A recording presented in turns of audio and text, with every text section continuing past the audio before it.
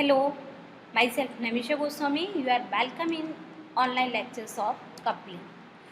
So, in this lecture, we will discuss about flange coupling and boost pin coupling. Design of both coupling will be covered during this lecture. So, what is flange coupling? We have already discussed about what is the function of coupling. So, couplings are basically used for the transmission of power from one shaft to another shaft. So, what is the specific in flange coupling? So, flange coupling is used for having two separate cast iron flanges. So where it is used, when we require the two parts of coupling in a different manners, then we will use the flange coupling. Okay, so how it will work? So how it is mounted, or how, what is the construction? So each flange is mounted on the shaft end and keyed to it. Okay, so where it is mounted? It is mounted on shaft end by using the keys, and faces are turn up right angle to the axis of shaft. If here this is shaft, so what will be the faces? Faces will be in right angle. Okay, and one of the flange has a projected portion and another flange has a corresponding races. Means one is for the projection and another one for the races. So here you can see here this diagram of the flange coupling. So here different notations are here. I will discuss in later. Okay. So here flange, hub, shaft and keys are also used. Here a small diameter is as usual diameter of your shaft. Okay. And capital D is diameter of muff.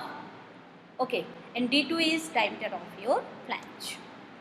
So here you can see that different notations are there which are used during designing of flange coupling. So small d is diameter of shaft or inner diameter of hub. Capital D is outer diameter of hub. D1 is nominal or outside diameter of bolt. So here small d1 and capital D1 are used for the bolt. Nominal diameter and diameter of bolt circle, or you can say that outer diameter of the bolt circle. N is indicating here number of bolts. TF is thickness of flange. Tau S, tau B, tau K. So these are the stresses. Now S indicate for the shear stresses. Okay. S indicate for the shear stresses for shaft. B indicate for the bolt, stresses for the bolt, shear stresses for the bolt, and tau K is indicate the shear stresses for your key for the different materials used for manufacturing of these components. Tau C is allowable shear stress for the flange material. So for the flange material we use cast iron, and sigma CV and sigma CK are allowable crushing stress for bolt and key material respectively. Okay, so these are the notations. So first of all we have to design hub. You can see here in this diagram there is indicating hub. So design of hub will be done by using different process parameters and different conditions. So hub is designed basically considering it as a hollow shaft. So design of hub is based on hollow shaft. So how much torque will be transmitted during the operation? So torque is equal to pi by 16. I have already indicate that equation in different couplings. So torque is equal to pi by 16 multiplied by shear stress multiplied by d ki power 4 minus small d ki power 4 divided by capital D. Okay. So outer diameter of hub is usually taken as twice the diameter of shaft. Means capital diameter or capital D is equal to 2 times of small d. Okay, and what is the L? So capital L is equal to 1.5 of shaft diameter. So these are the important conditions. So when we will put these, you can put these values. Capital D is equal to 2D is 2 times of small d and capital L is equal to 1.5. So you can find out the different components or design, or you can find out the L, you can find out capital D. So you can find by using this equation. Now design for key. So design of key is similar, we have discussed in muff coupling. So design of key is similar in muff coupling, in clamp coupling, in flange coupling, in bush pin coupling. Okay, so in all 4 cases design of key is same.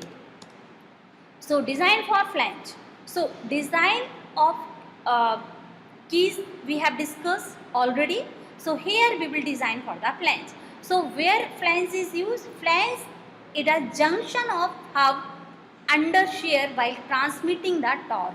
So first of all, when transmission of torque will be taken place, so flange will act as a junction of the hub. Okay.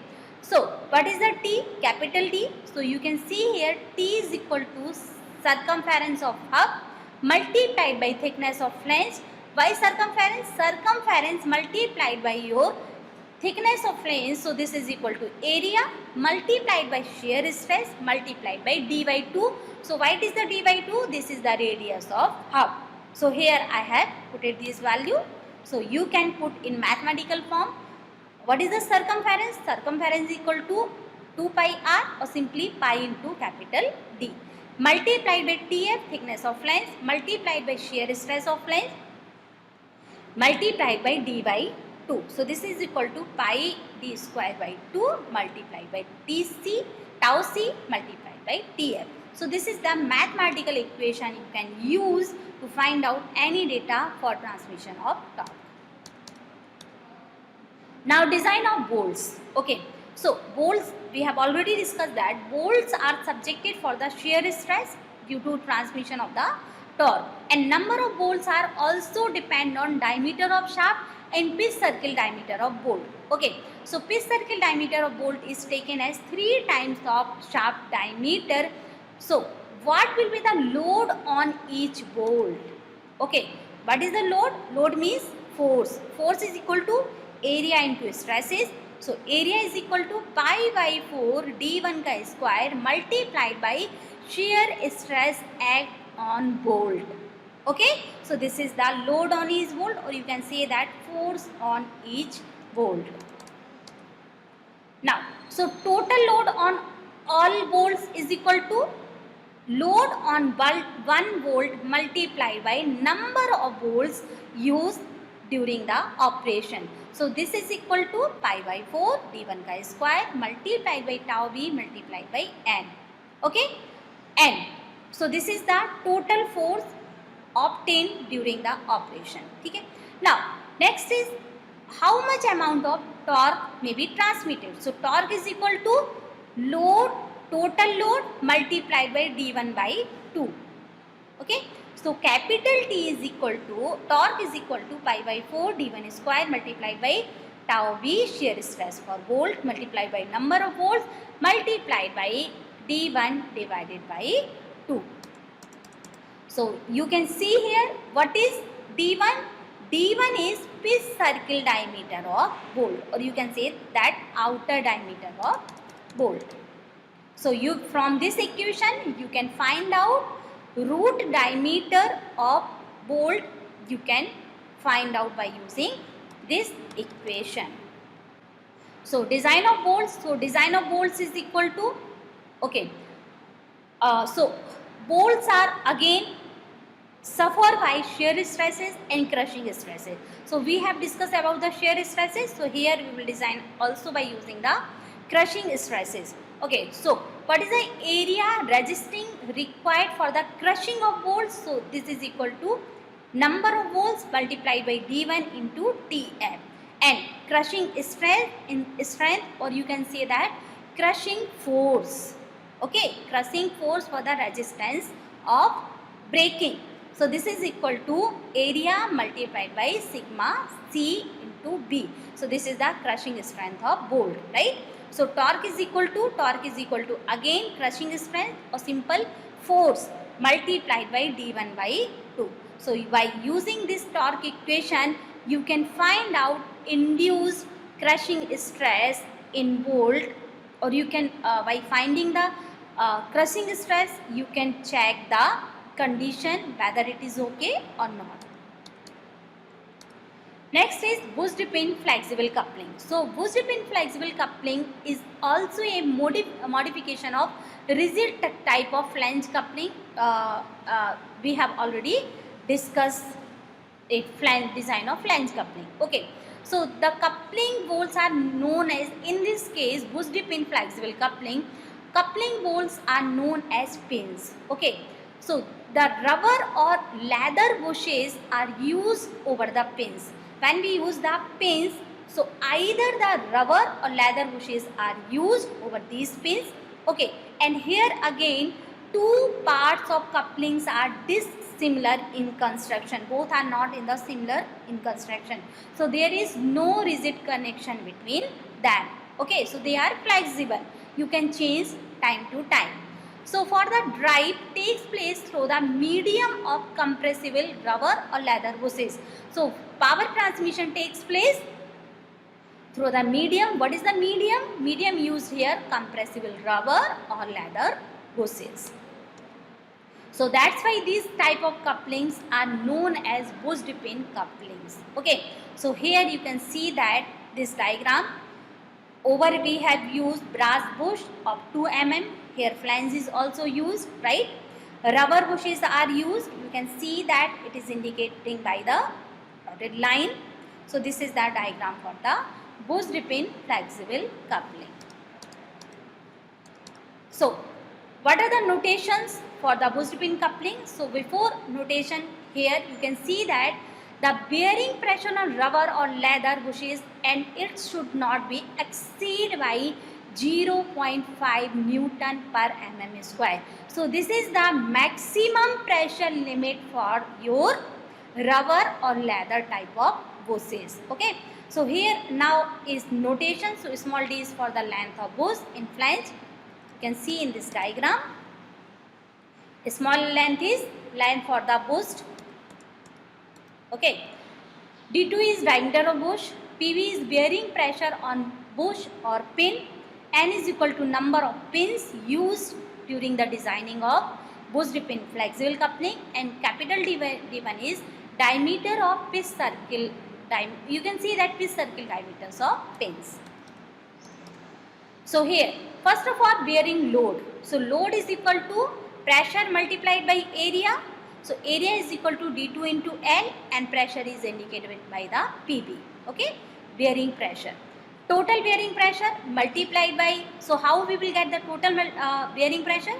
So for the bearing pressure for the one pin multiplied by number of pins, so then you will get the total bearing load on bush or pins. So this is equal to W into N is equal to PB into D2 into L into N, right? And torque transmitted by coupling, so T is the capital T is equal to, what is the torque? Torque is equal to force into D by 2, okay? So force is equal to W into N multiplied by D1 by 2. So here when you will put the all values, so you will get this equation. And next question is, threaded length of pin should be as small as possible so that direct shear stress can be taken by unthreaded neck. Okay, so we will keep the threaded portion as small as possible, so unthreaded portion can take the load. So here you can see that W is acting on unthreaded portion. So direct shear stress is equal to load divided by area. So direct shear stress is equal to W divided by pi by 4 into D1 ki power square. Okay. So how you will find out? Here you can see here in this diagram, W is acting directly on unthreaded portion or unthreaded net. So due to this direct load, there may be direct stresses may be generated. So what are these stresses? So shear stress is equal to load divided by area. So load, what is the area? Pi by 4 multiplied by D1 square, right? Next is maximum bending moment on pin. because when load will be acted on one side, so what will happen? Bending may be occurred. So bending moment is equal to W into L by 2 plus 5 mm. So what is the moment? Moment is equal to load multiplied by L, right? So L here we are taking the L by 2, half of that portion, plus 5 mm. So this is the standard value. So what is the bending stresses? Bending stress is equal to M divided by Z. So what is the Z here? So Z is equal to pi by 32 multiplied by d1 की power q. So what is Z? Z is your section modulus and its value is fixed. So these are the mathematical terms. So these are fixed. Equations are fixed, right? So we will get the bending stress is equal to W into L by 2 plus 5 divided by section modulus. Its value is pi by 32 multiplied by d1 की power q. So by using this equation, you can find out the unknown parameters. Okay. So next is when pin is used here. So pin is subjected for the bending and shear stresses. So we will use their maximum principal stress theory or maximum shear stress theory. Okay. So what is the maximum principal stress theory? So maximum principal stress is given by 1 plus sigma 4 tau square की power under root divided by 2. Similarly, what is the maximum shear stress? So this is equal to sigma plus 4 tau square under root of this value divided by 2. Okay. So by using these two equations, you can find out the safe value, and value of maximum principal stress may be varies from the 28 to 42 megapascal. So these are the different equations, mathematical equations, which are used during designing of couplings. Thank you.